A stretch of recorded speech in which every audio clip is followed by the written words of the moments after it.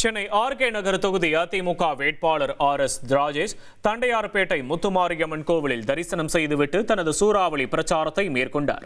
வெற்றி பெற்றால் தொகுதிக்கு செய்யப்போகும் திட்டங்களை துண்டு பிரசுரங்களாக அச்சிட்டு மக்களிடம் வழங்கிய RS ராஜேஷ் பல்நோக்கு மருத்துவமனை, போதைப்பொருள் ஒழிப்பு படை மற்றும் கொருக்குப்பேட்டை பேருந்து நிலையம் உள்ளிட்ட அடுக்கடுக்கான வாக்குறுதிகளை அளித்தார்.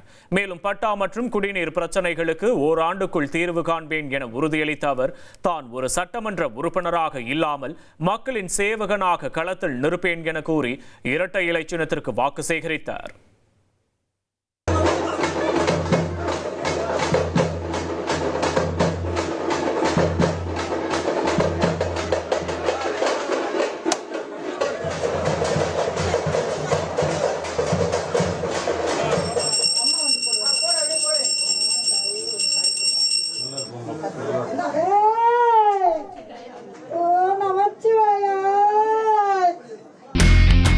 இனி செல்லும் இடமெல்லாம் செய்தி. தந்தி டிவியின் வாட்ஸ்அப் சேனலை ஃபாலோ பண்ணினா செல்ல இருக்கும் இடமெல்லாம் செய்தி. இதோ QR கோட் இப்பவே ஸ்கேன் பண்ணுங்க, ஃபாலோ பண்ணுங்க.